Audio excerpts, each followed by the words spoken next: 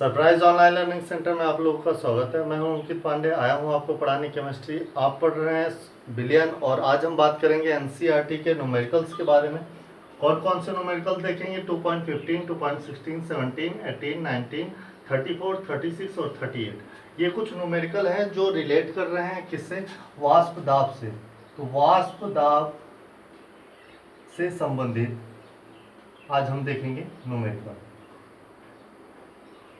तो इसमें सबसे पहला क्वेश्चन हम ले रहे हैं, जैसे कि मैंने मोबाइल में फोटो बच्चे ने भेज के रखा हुआ था, तो हम ले रहे हैं 2.15, क्वेश्चन नंबर 2.15 और देखते हैं इसमें क्या कह रहा है। क्योंकि आप क्वेश्चन अपने बुक से देखेंगे या फिर आप थंबनेल पर लगाए गए स्क्रीनशॉट का उपयोग कर लेंगे। तो क्वेश्चन नंबर 2.15 विलायक के सामान्य क्वथनांक पर। यहाँ पे देखिए दिया गया है विलायक का सामान्य क्वथनांक। बहुत ही इंटरेस्टिंग टॉपिक है, सामान्य क्वथनांक। और दूसरे साइड हमें दिया है 2% जलीय विलयन, 2% जलीय विलयन।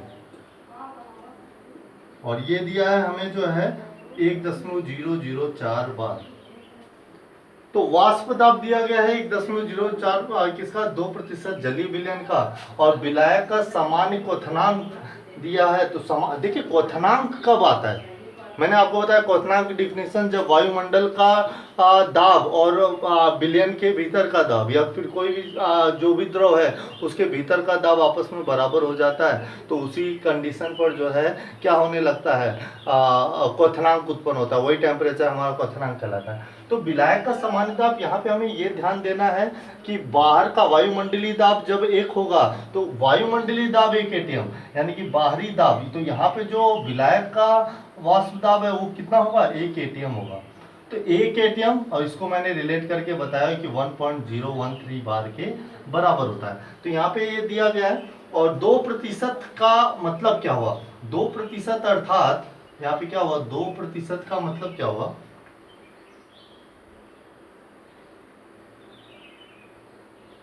2% का अर्थात हो गया कि 100 ग्राम जल में 2 ग्राम कौन है? 2 ग्राम विलय है। 2 ग्राम कौन है? विलय। तो यहां से कैपिटल डब्ल्यू हमारा आ रहा है 100 ग्राम। कैपिटल यम हमें पता ही है कितना होता है? 18। स्मॉल डब्ल्यू आ रहा है 2 और स्मॉल यम ही क्या पूछ रहा है? हमें क्वेश्चन मार्क पूछ रहा है कि बताइए। और यहाँ से हमें जो दिया गया है ये हमारा है विलियन का। विलियन यानी पीएस इक्वल टू कितना दिया है? 1.004 बार। मैं उम्मीद करता हूँ आपको वो राउल्ट का नियम याद होगा, पीओ माइनस पीएस अपान। लेकिन मैंने बता के रखा हुआ था कि क्वेश्चन को इजी तौर पर सॉल्व करने के लिए पीओ माइनस पीएस अपान पीओ की जगह पीएस रखेंगे और एन अपान कैपिटल एन, यानी कि इसके अलावा भी मैंने बताया था small W upon small M बटा capital W upon capital M. इसमें हम फार्मूले का यूज कर देंगे। पीओ हमारा दिया गया है 1.013, पीएस आ गया हमारा 1.004, पीएस है हमारा 1.004, स्मॉल डब्ल्यू है हमारा 2, यम हमें याद करना है, कैपिटल डब्ल्यू है 100 और अपान 18। और यहाँ से हम क्या करेंगे? स्मॉल यम हमारा जो हो जाएगा यहाँ से 0.09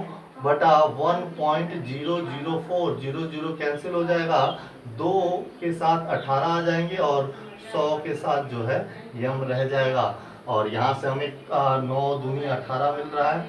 यम आ जा रहा है हमारा जो है 1004 गुणे 4 बटे 100 और यम हमारा आ जाएगा करीब 4 चौक 16, 40 यानी 40.16। ये इसका आंसर हो जाएगा। चलिए बिना टाइम वेस्ट किए हुए आगे हम बढ़ते हैं अगले क्वेश्चन की तरफ। क्वेश्चन नंबर है 2.16। क्वेश्चन नंबर है हमारा 2.16। यहाँ पे कह रहा है कि हेप्टेन एवं ऑक्टेन एक आदर्श विलयन बनाता है। तो पहले तो सवाल है हेप्टेन होता कौन है? यानी C7। देखिए 11th में आपने पढ़ रखा हुआ है फार्मूला।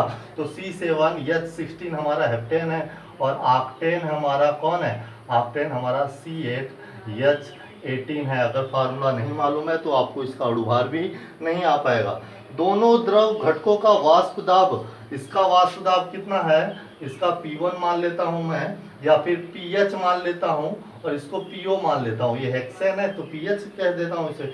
105.2 kPa, पीए यानी पास्कल हो जा रहा है यहाँ। और इसका जो दिया गया है वो है 46.8 kPa। ठीक है। अब ये इसका ग्राम दिया गया है, W बराबर 26 ग्राम, और इसका W बराबर दिया गया है कितना, 35 ग्राम। इसका अणुभार स्मॉल एम, इसका अणुभार यहाँ पे हम WH और WO भी लिख सकते हैं, MH और MO। इसका अणुभार के लिए हम क्या करेंगे, तो इसका कैलकुलेट करेंगे। 12 सते 12 पचे 60, 12 छंग 72, 12 सते 84, और 84 16 हो जाएगा अपना जो है 100। और इसका हो जाएगा 12 अट्ठे 96, और 96 और करीब हमारे जो है 400 114 हो जाएगा इसका। यानी इसका कितना हो जाएगा, 114। और हमें क्या पूछ रहा है इसमें जो है कि मिश्रण का वाष्प दाब, यानी विलयन का वाष्प दाब, यानी टोटल मिश्रण का वाष्प दाब पीटी पूछ रहा है। पीटी क्या होगा, पीटी ये तो इसका इंडिविजुअल अलग अलग था, तो PH into XH plus PO into XO, यहाँ पे ये होगा। ये कैसे निकलेगा अपना, तो यहाँ से हम निकाल लेंगे पीएच। तो एक तरीके से हम ये भी कर सकते हैं कि भाई पीएच हमारा दिया गया है 105, और इसका मोल प्रभाज निकालेंगे। इसका मोल प्रभाज कैसे आएगा, तो हमारा आ जाएगा, पहले इसके मोलों की संख्या मालूम होनी चाहिए, 26/100 बटा 35/114 प्लस 26/100। देखिए यहाँ से मैं अगर निकालूं कि हेप्टेन, यहाँ से ऐसे भी लिख सकता हूं कि हेप्टेन के मोलों की संख्या, तो यहाँ से निकालूंगा 26/100 यानी 0.26। और यहाँ से निकालूंगा ऑक्टेन के मोलों की संख्या। ऑक्टेन की मोलों की संख्या कैसे निकालूंगा, 35/114, और जो भी आएगा इसकी सहायता से हम क्या निकाल लेंगे, हेप्टेन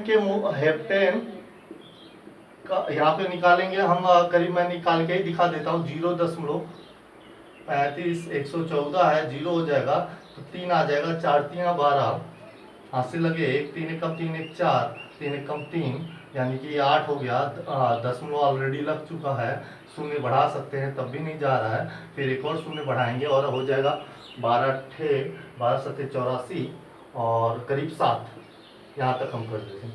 तो हेप्टेन का मोल प्रभाज क्या होगा, हेप्टेन का मोल प्रभाज होगा 0.26 अपॉन 0.26 प्लस 0.307, ये हो जाएगा 0.26। 0 हम बढ़ा सकते हैं ताकि हमें कैलकुलेट करने में आसानी हो, और 5 यानी कि ये कैंसिल हो जाएगा, 260/567 आएगा। और इसी तरीके से ऑक्टेन का हम निकालेंगे। ऑक्टेन का मोल प्रभाज, ऑक्टेन का मोल प्रभाज आ जाएगा हमारा 1 - 260 अपॉन 567, यानी 567 में से 260 घट जाएगा तो 703307567 ये होगा। अब हमें क्या याद करना है, मिश्रण का कुल वाष्प दाब यानी पीटी याद करना है। तो पीटी के लिए मैंने बताया कि इसका जो पीएच है, पीएच कितना है 105.2 गुणे हम कितना कर देंगे, हेप्टेन के मोल प्रभाज 260/567 प्लस ऑक्टेन का जितना वाष्प दाब है 46.8, उसका कैलकुलेट कर देंगे 307567। एलसीएम निकाल देंगे तो सबका जो है 567 आ जाएगा। इसको गुणा करके जोड़ करके 567 से हम भाग दे देंगे। और आपको बताना है कि इसका आंसर कितना हुआ, तो आप हमें कमेंट बॉक्स करके जो है इसका आंसर बताइए। चलिए अगला क्वेश्चन। टाइम वेस्ट नहीं करते हैं, ज़्यादा वीडियो लंबी बनाने की कोई आवश्यकता नहीं है, और मेरे पास एडिटिंग का कोई ऑप्शन नहीं है, तो इसलिए हम 2.17 पर आ जाते हैं सीधा। 300 केल्विन पर जल का वाष्प दाब बोले तो पीओ कितना है 12.3 kPa। इसमें बने अवाष्पशील विलय के एक मोलल विलयन का, तो एक मोलल विलयन अर्थात ये आपको पता होना चाहिए, मैंने टिप्स में बता के रखा हुआ है सांद्रता वाले टिप्स में। तो एक मोलल अर्थात हो गया 1000 ग्राम जल में विलेय का के मोलों की संख्या कितनी? 1। यहाँ पे विलेय के मोलों की संख्या आ गई कितनी? 1। तो 1000 ग्राम जल का, तो जल के मोलों की संख्या निकाल लेते हैं। तो जल के मोलों की संख्या कितनी आ जाएगी? मोलों की संख्या बराबर 1000 ग्राम दिया ही है और 18 इसके जो है अणु भार से भाग कर देंगे तो 55.55 आएगा। तो चलिए, जल के भी मोलों की संख्या पता चल गया, विलेय के भी मोलों की संख्या का पता चल गया, और जल का वाष्प दाब हमें दिया ही गया है। पूछ किसका रहा है? विलयन का वाष्प दाब। तो विलयन का वाष्प दाब अगर मैं कहूं या फिर इसे कहूं पीटी, तो पीटी कहूंगा कि पीओ इंटू किसका? ये पीओ कौन है? जल का। ये किसके लिए? जल का। तो जल का मूल प्रभाज ध्यान दीजिएगा, प्लस पी विलेय, जो विलेय होगा इंटू विलेय का मूल प्रभाज। ये भी ध्यान देंगे, विलेय का मूल प्रभाज। लेकिन मैंने बता के रखा हुआ है विलेय कैसा है? विलेय जो विलेय है हमारा वो अवाष्पशील है। क्या है? अवाष्पशील। और अवाष्पशील विलेय का जो इंडिविजुअल क्या होता है, वाष्प दाब होता है, वो कितना होता है? 0 होता है। तो यहाँ से हमारा जो है ये तो कितना आ गया? ये तो 0 हो गया। तो हमारा जो पीटी होगा वो पीओ यानी कि 12.3 इंटू जल का मूल प्रभाज होगा 55.55 प्लस 1 धन 55.55। इसको आप कैलकुलेट करिए, आंसर आपका आएगा पीटी जो है, जो भी आए कमेंट बॉक्स में बताइए। जो है मात्रक क्या है? मात्रक है इसका केपीए। तो इसको आप जो है कमेंट बॉक्स में बताइए कि इसका आंसर क्या होगा, इसका मात्रक क्या होगा। अगले क्वेश्चन की तरफ हम बढ़ लेते हैं फटाफट। 2.818 की बात कर ले हम, तो 2.18 जैसा कि अभी हमने देखा था कि ऑक्टेन का अणुभार जो 114 आया था, तो ऑक्टेन यानी कि C8H18, अब यहाँ पे इसका W बराबर 114 दिया है ग्राम, और स्मॉल m बराबर भी इसका 114 ग्राम होता है। तो यहाँ पे आ गया ऑक्टेन के मोलों की संख्या। यहाँ पे फिर से लिख देता हूँ, ऑक्टेन के मोलों की संख्या डेफिनेटली कितनी होने वाली है? 114/114। क्वेश्चन मैं बोल नहीं रहा हूँ ताकि वीडियो बहुत लंबा ना बन जाए, और आप इसे जो है देख सकते हैं। अवाष्पशील विलेय का 40 ग्राम दिया गया है प्रति मोल। अवाष्पशील का जो है अणुभार दिया गया है 40 ग्राम। डब्ल्यू पूछ रहा है, तो किसका किसका पूछ रहा है? अवाष्पशील विलेय का भार डब्ल्यू जो है क्वेश्चन मार्क है, और यम दिया गया है कितना? 40। तो इसके मोलों की संख्या हो जाएगी कितनी? W/14। इसके मोलों की संख्या कितनी हो जाएगी? W/40। हम डायरेक्ट यहाँ पे निकाल, अवाष्पशील विलेय के मोल कितने हो जाएंगे? W/40। अब हमें यहाँ क्या कह रहा है कि ऑक्टेन का वाष्प दाब घटकर अगर 80% हो जाए, यानी प्रारंभ में अगर 100 था तो 100 किसका था? प्रारंभ में पीओ जो था वो 100 था। अब घटकर कितना हो गया? तो विलयन का कितना हो गया? पीएस कितना हो गया? 80। 100 का 80 हो गया, तभी तो 80% रह जाएगा, यानी 20% की कमी आ गई इसमें, 20% जो है रुकाव हो गया। तो हम यहाँ से क्या करेंगे? हमें जो है डब्ल्यू निकालना है, वही फार्मूला पीओ माइनस पीएस अपान पीएस। फिर से मैं बताऊंगा, पीओ नहीं रखेंगे, पीएस रख रहा हूँ। डब्ल्यू अपान एम बटा जो डब्ल्यू अपान एम है वो विलेय का है। विलेय कौन है? W/40 बटा विलायक का मोलक संख्या कितनी हो गई? 1। तो पीओ है अपना 100 माइनस 80/80 बराबर W/40। 40 दूनी 80। तो W बराबर आ गया 100 में से 80 गए, तो 100 में से 80 गए 20, 20/2, यानी W बराबर आ गया 10 ग्राम। ये इसका क्या होगा? आंसर होगा। इसी तरीके से अब आगे क्वेश्चन पे बढ़ लेते हैं। 2.17 वही 18 था, ये माफ करिएगा, ये क्वेश्चन नंबर 2.18 था। अब हमें 2.19 की तरफ आगे बढ़ना है। 2.19 देखते हैं कैसे आएगा। तो अगला क्वेश्चन है हमारा 1 बिलियन, जैसे एक अवाष्पशील ठोस के 30 ग्राम को, तो अवाष्पशील ठोस का 30 ग्राम और जल का 90 ग्राम बनाया गया है। हम इसमें देख लेते हैं क्या। पहले तो विलेय का मोलर द्रव्यमान पूछ रहा है, तो अवाष्पशील क्या कौन है? अवाष्पशील विलेय के मोलों की संख्या देख लेते हैं। मोलों की संख्या वो होगी भार बटा अणुभार। भार दिया है कितना 30 ग्राम, बटा अणुभार नहीं मालूम तो हम यम मान लेते हैं। जल का निकाल लेते हैं, जल के मोलों की संख्या, तो जल का दिया है कितना 90 ग्राम, बटा जल का अणुभार होता है 18, 18 बचे 90, यानी कि जल के मोलों की संख्या कितनी आ गई 5। अब कह रहा है कि किसका जो है उसका 298 केल्विन पर वाष्प दाब 2.8 है, यानी विलयन का वाष्प दाब कितना दे रहा है 2.8 kPa है। विलयन में 18 ग्राम जल और मिलाया जाता है जिससे नया वाष्प दाब कितना हो जाता है 2.9 kPa हो जाता है।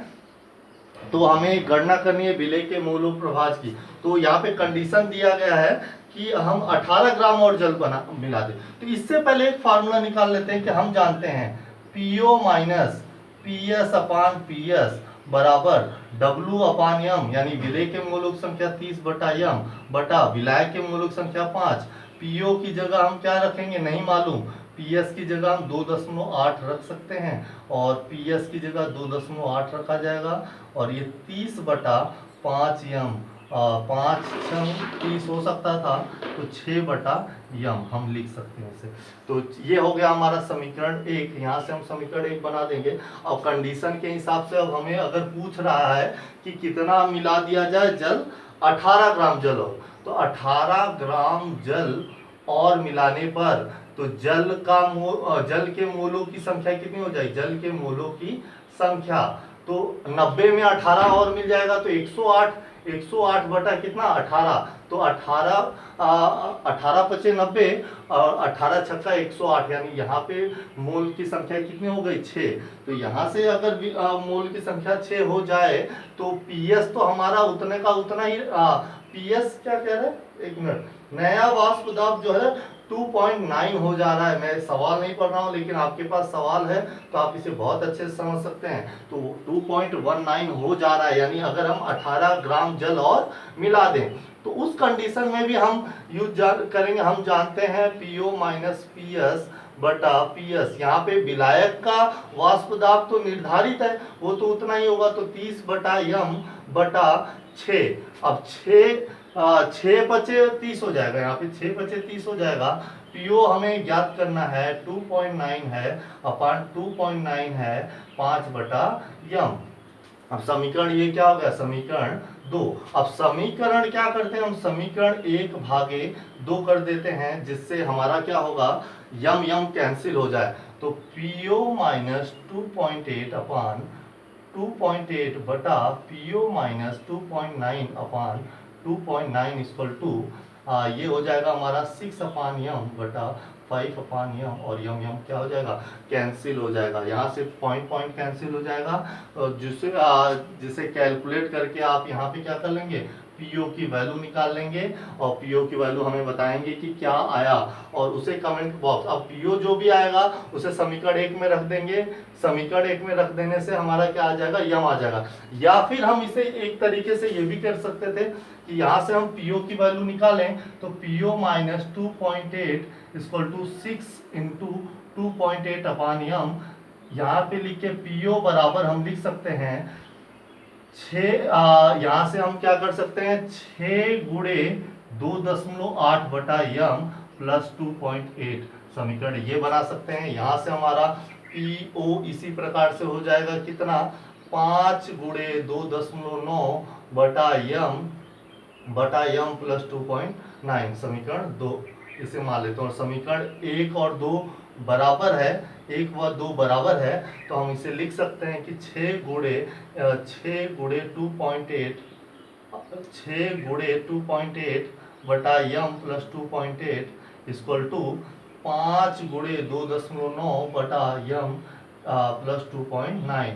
अब इसे यहाँ पे भेज के कैलकुलेट करके हम यम की वैल्यू निकाल लेंगे जो कि हमें ज्ञात करना था।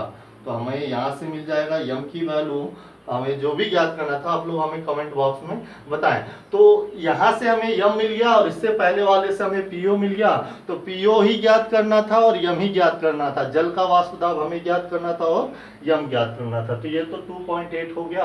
अब हम आगे बढ़ते हैं किसकी तरफ 2.19 की तरफ। हाँ माफ करिएगा, क्या ये 2.19 ही था क्या? हाँ ये 2.19 वाला ही क्वेश्चन था। तो 2.19 हो गया, 2.18, 2 पॉइंट। अब चलिए आगे बढ़ लेते हैं 2.34 की तरफ। तो 2.34 क्या है वो हमें देखना पड़ेगा। यहाँ से हम जो है 2.34 क्वेश्चन ढूंढने की कोशिश, हाँ 2.34 क्वेश्चन नंबर 2.34 क्या है? 293 केल्विन पर जल का वाष्प दाब, जल को हम कहते हैं पीओ, और 17.535 pm एचजी है, हमें उससे कोई फर्क नहीं पड़ता। यदि 25 ग्राम ग्लूकोज को, 25 ग्राम ग्लूकोज यानी ग्लूकोज जो कि C6H12O6 होता है, जिसका अणुभार कितना होता है हमारे 180 मालूम है, तो के मोलों की संख्या हम डायरेक्ट निकाल लेते हैं। मोलों की संख्या यानी भार बटा अणुभार, भार कितना है 25 ग्राम है, 25 बटा अणुभार कितना है 180, ये इसके मोलों की संख्या हो गई। और 450 ग्राम यानी जल, जल जो कि H2O होता है कि, तो H2O के मोलों की संख्या की हमें आवश्यकता पड़ेगी, तो H2O के मोलों की संख्या आ जाएगा हमारा भार 450 ग्राम बटा 18। जल में घोलने पर 293 केल्विन पर जल का वाष्प दाब हमें ज्ञात करना है। यानी हमें जल मतलब अगर ऐसा घोल दिया जाए तो नया जो जल है, जल नया जल, असल में नया जल हमारा क्या है, नया जल ही हमारा कौन है, विलयन है। कौन है, विलयन है। विलयन बोले तो पीएस, पीएस हमें ज्ञात करना है।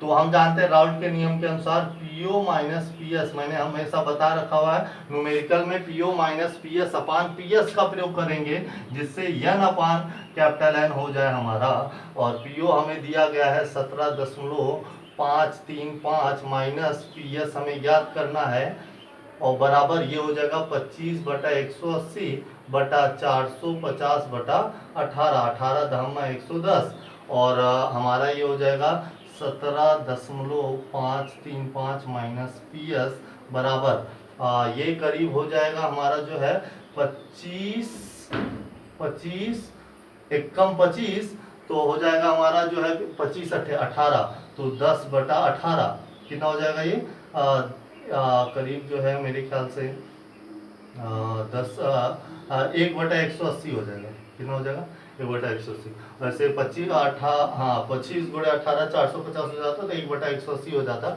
और उसके साथ हो जाएगा पीएस।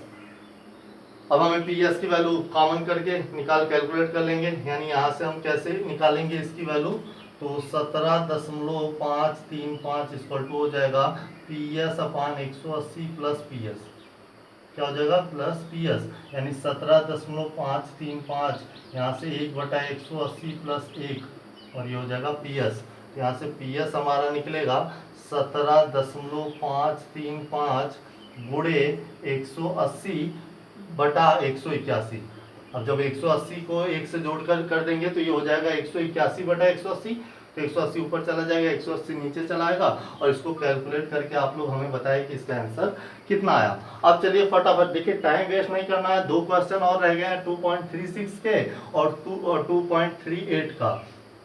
तो 2.36 क्या कह रहा है हमें, 2 हाँ अंधेरा हो गया भले, क्योंकि मैं शाम को वीडियो बना रहा हूँ, लेकिन आपको स्पष्ट हो रहा होगा, अगर आपको कॉमन सेंस का यूज करेंगे तो आपको अच्छे समझ में आ रहा होगा।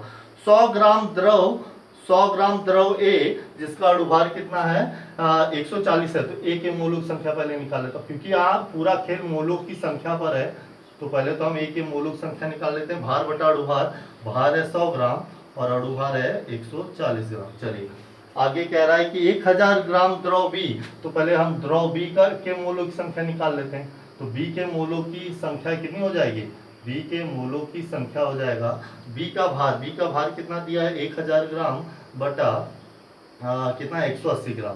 अब इसको थोड़ा कैलकुलेट कर लें तो ये हो जाएगा 2 पंचे 10, 2 सत्ते 14, 5 बटा 7, और इसको कैलकुलेट कर दें तो 2 पंचे 10 और 2 9 18, 5 बटा 9 ये हो जा रहा है। आगे क्या कह रहा है कि इन दोनों को आपस में घोल दिया गया, शुद्ध द्रव का वाष्प दाब 500 टोर पाया गया। शुद्ध एक का वाष्प दाब तथा विलयन में वाष्प दाब की परिकल्पना कीजिए। विलयन का कुल वाष्प दाब यानी पीटी दिया गया है, पीटी कितना दिया गया है, कितना दिया गया है 475 टोर, हिंदी में TORR है। ये पीटी हमें दिया गया है। यहाँ पे हमें क्या दे रहा है, पीओए कितना दिया गया है, हमें पीओए दिया गया है क्वेश्चन मार्क, ये पूछ रहा है और पीओ भी दिया गया है कितना 500 टोर हमें दिया गया है। तो मूल प्रभाज की आवश्यकता पड़ेगी, तो हम जानते हैं, यहाँ पे लिखेंगे, हम जानते हैं पीटी बराबर P A not into X से ए का मूल प्रभाज plus P B not into X B. अब पीटी कितना है 475, पी ए नॉट कितना है ज्ञात करना है, पी ए नॉट कितना है ज्ञात करना है, और ये हो रहा है 5/7 कितना 5/7 बटा 5/7 प्लस 5/9, और इसको हम निकालेंगे, पीवी हमारा 500 है, जबकि यहाँ पे हो जाएगा 5/9, यानी इसके मूलों की संख्या बटा सबके मूलों की संख्या का योग, यानी कि इतना हमें निकालना है। और इसकी कैलकुलेशन से आप पहले क्या निकाल लीजिए, पीओए। यहाँ से आप कमेंट बॉक्स करके हमें बताइए कि इसका आंसर कितना आ रहा है, ताकि टाइम हमारा जो है ज़्यादा वेस्ट ना होने पाए। और हमें क्या पूछ रहा है, साथ में पूछ रहा है कि बिलियन में उसका वाष्प दाब ज्ञात करना है। बिलियन में वाष्प दाब क्या है, जब हमारा पीओए आ जाएगा, तो मैं यहाँ पे बताना चाहूंगा आपको शॉर्ट में कि अगर पीओए तो ये बिलियन में वाष्प दाब कैसे आएगा, तो बिलियन में ए का वाष्प दाब यानी पीए होगा किसका बराबर, पीओए इंटू यक्से के बराबर, यानी जो आएगा उसकी वैल्यू रखेंगे गुणे यक्स से। अभी हमारे ये कैलकुलेट जो करेंगे इसकी वैल्यू रखेंगे और दोनों को गुणा कर देंगे तो हमारा पी आ जाएगा, यानी बिलियन में ए का वाष्प दाब आ जाएगा। चलिए बहुत ज्यादा समय हो चुका है और एक लास्ट क्वेश्चन इसका और रह गया। अगर आपको ये जो भी क्वेश्चन नहीं समझ में आएगा वो आप हमें कमेंट बॉक्स में करें कि सर ये फिर से और अच्छे से आराम से बताइए, जिसका सबसे ज्यादा रहेगा तो कमेंट, वो क्वेश्चन मैं फिर से बताऊंगा। अब हम क्वेश्चन नंबर जो है 2.34 हो गया हमारा, 2.34 हो गया, 2.36 हो गया। अब हम 2.38 की तरफ बढ़ लेते हैं। क्वेश्चन नंबर 2.3 समय के साथ कंप्लीट कर लें तो बेहतर है, अंधेरा होते ही जा रहा है और वीडियो का चुनाव भी मैंने गलत समय पे शायद कर लिया, लेकिन वीडियो बन गई है, मेहनत लग गया। 2.3 संगठन के संपूर्ण परास में बेंजीन कौन है, बेंजीन जैसे बोला फार्मूला आपको पता होना C6H6। टालुइन कौन है C6H5CH3, क्लास 11th में आप लोगों ने पढ़ रखा हुआ है, ठीक है। हाँ, टालुइन आदर्श विलयन बनाते हैं 300 केल्विन पर शुद्ध बेंजीन और टालुइन का वाष्प दाब क्रमशः कितना है, तो इसका वाष्प दाब हमें दिया है कितना, पी शुद्ध वाष्प दाब यानी पीओ बेंजीन कितना दिया है 50.71 mmHg, और पीओ टालुइन कितना दिया गया है, क्वेश्चन एक बार उठा लीजिएगा और उसमें देख लीजिएगा 32.06 mmHg। आगे कुछ कह रहा है क्या, कह रहा है कि यदि 80 ग्राम बेंजीन, अब 80 ग्राम बेंजीन और 100 ग्राम टालुइन को मिलाया गया, तो हमें तो ग्राम से तो मतलब ही नहीं है, हमें किससे मतलब है, हमें तो मतलब है इसके मोलों की संख्या से। तो यहाँ पे लिख देते हैं बेंजीन के मोलों की संख्या, बेंजीन के मोलों की संख्या नहीं, बेंजीन का भार कितना है, बेंजीन का भार है 80 ग्राम बटा बेंजीन का अणु भार 12 25 60, 12 छंग 72, 72 और 6 78, ये देखिए 78 आ गया। और टालुइन के मोलों की संख्या से हमें मतलब है टालुइन के मोलों की संख्या। अब टालुइन का मोलों की संख्या, तो टालुइन का भार कह रहा है 100 ग्राम, तो अणुभार कितना होता है 12 25 60, 12 छंग 72, 12 सते 84, 7 कार्बन है, 12 सते 84 और 84 8 92, टालुइन का अणुभार कितना आ गया 92।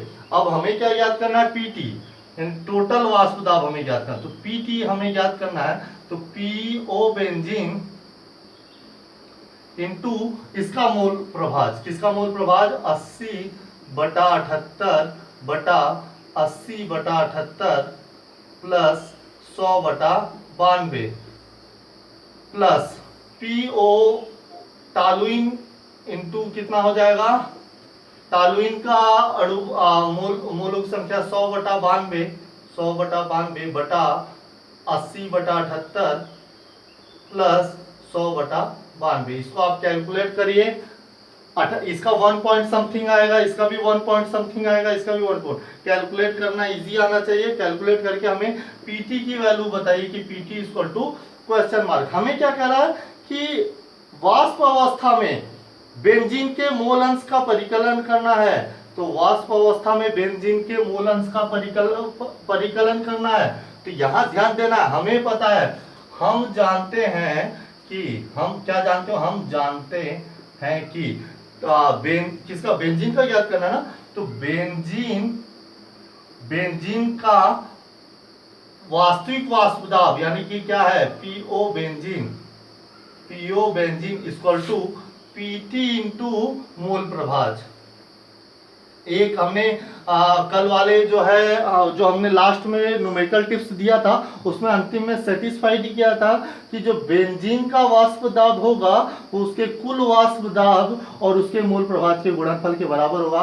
पीओ दिया है 50.71, पीटी हमें यहां से मिलेगा और इसकी सहायता से हम क्या निकाल लेंगे, मोल प्रभाज की गणना कर लेंगे। तो पीटी से भाग कर देंगे, जितना भी आएगा पीटी का जो वैल्यू आएगा वो 50.71 से ज्यादा ही होगा, उसे भाग कर दीजिएगा, ये आंसर हो जाएगा। उम्मीद करता हूँ ये समझ में आ गया होगा। अगर वीडियो अंधेरे में बन गया है तो इसे मैं वापस रिपीट कर दूंगा और आप जो है कल नेक्स्ट वीडियो में इसके अगले पार्ट को देख सकेंगे, ठीक है। अगर वीडियो क्लियर है तो कोई बात नहीं, आप लोग इसे कैलकुलेट करिए और पढ़ें, अच्छे से पढ़ें और take care, all the best.